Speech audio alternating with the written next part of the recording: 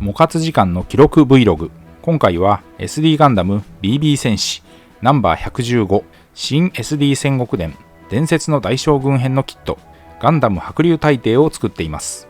1993年に発売されたキット塗装その2、隆起砲の構成パーツを作ってキットを完成させます。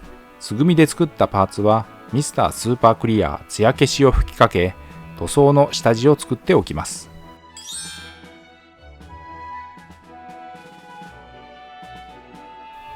塗装の様子をハイライトで使用したカラーごとに見ていきます。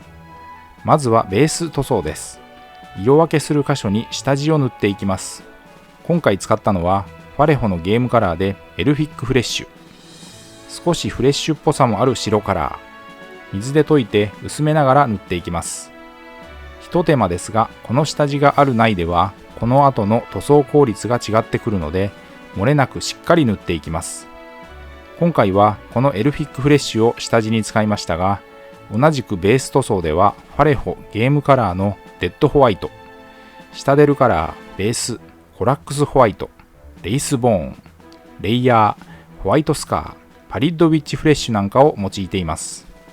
塗料は水性アクリルのシタデルカラーとファレホを併用、オール筆塗りで色付けをしていきました。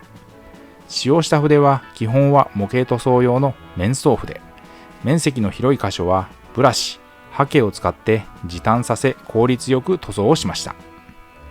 工程は下地塗りから上塗りの大きく2段階です。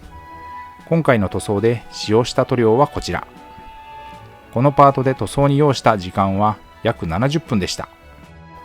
色分けの1色目は、これは竜のカラーでもあります一部緑、ファレホのモデルカラーライトグリーンを使用しました。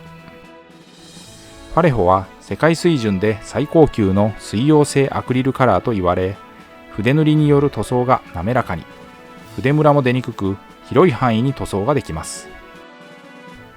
銀色です。ファレホのゲームカラーでシルバーを使いました。さすがの銀の発色の強さ。刀、双爆砲、龍河の甲、竜頭の牙に主に使いました。ゲームカラーはファンタジックな特別色で、人物、モンスター系フィギュアに適した鮮やかな色をメインとしています。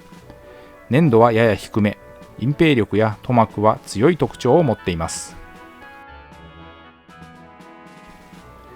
ガンダム白竜大帝はエイブラムの国を治めていた竜帝の末裔、白竜ガンダムの新たな姿です。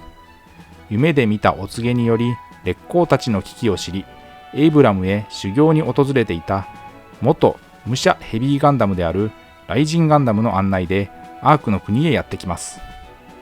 代々の竜帝が使った伝説の必殺技、竜帝激鱗弾を放つ力を備えるほどに成長します。伝説の大将軍編シリーズ第6弾。腕部は烈空ガンダムと同様に可動範囲が広くなっており、刀によるアクション性が向上しています。ポリキャップが通常キットより増えています。配色の複雑さもあり、シールはかなり多めで、今回の製作でも目以外にもいくつか使います。メタリックが続きます。次は金、シタデルカラー、ベース、レトリビューターアーマーです。BB 戦士の戦国伝のキットでは多用しているゴールド。粘性が高く扱いやすい塗料です。龍河の甲、双爆砲、竜頭、バックパックに塗装箇所がありました。シタデルカラーはホビー用の水性アクリル塗料。塗料の食いつきも良く隠蔽力が高いので、下地の色を気にせずに塗ることができます。イギリスのゲーム制作会社ゲームズワークショップが販売しているマットな質感の水性塗料です。ベース塗料は顔料の濃度が高く、本来は下地として最適な塗料種。ここで黒です。ファレホのゲームカラーブラックを使用です。双爆砲に新 SD 戦国伝伝説の大将軍編は武者ガンダムシリーズの第5作です。1993年から94年に展開されました。続いて赤です。ファレホのゲームカラーでブラッディレッドです。細かな塗装箇所は極細筆で丁寧に色をのせました。鮮やかな赤カラー、刀、新双竜刀、メッキパーツ、竜刀、劉備の甲などに塗るところがありました。青です。シタデルカラーの標準的な青カラー、ベース、マクラーグブルーを使用です。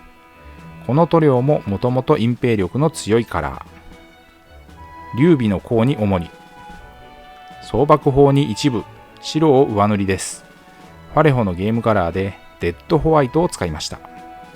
純白カラー。彫りのある白パーツには陰影をつけるため、シタデルカラー、コントラスト、アポシカリーホワイトを水で溶いて流し入れるように染め塗りしました。もともとの青の成形カラーをそのまま活かすパーツには、シタデルカラーのテクニカル、特殊効果表現の塗料種からマットな質感に表面仕上げを変えるストームシールドという液体塗料を使いました。ハケで水で薄めてさっと塗っていきます。塗装後のパーツは水性トップコート、艶消しを吹きかけて乾燥させて完成。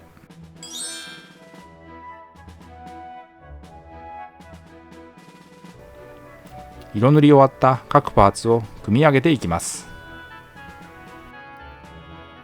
装備パーツである有機砲は竜帝一族に伝わる三つ首の竜をあしらった武具。後に三国伝シリーズでも登場するアイテム。地上最強編の主人公らが引き続き登場し、SD ガンダム外伝や SD コマンド戦記とのクロスオーバーも見られるのも特徴です。これまでに烈光、烈空、烈波の3列陣を制作してきました。このパートではまず竜気砲を組み上げます。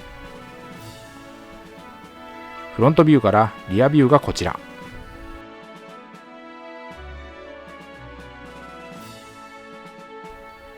そして前回の軽装タイプを武装したガンダム白竜大帝がこちら。ということで今回は SD ガンダム BB 戦士ナンバー115新 SD 戦国伝伝説の大将軍編のガンダム白竜大帝その2の塗装の今回は武装パーツ、武器、防具を塗装、キットを完成させました。ご視聴ありがとうございました。次回の動画をお楽しみに。チャンネル登録、高評価、引き続きの応援のほどよろしくお願いします。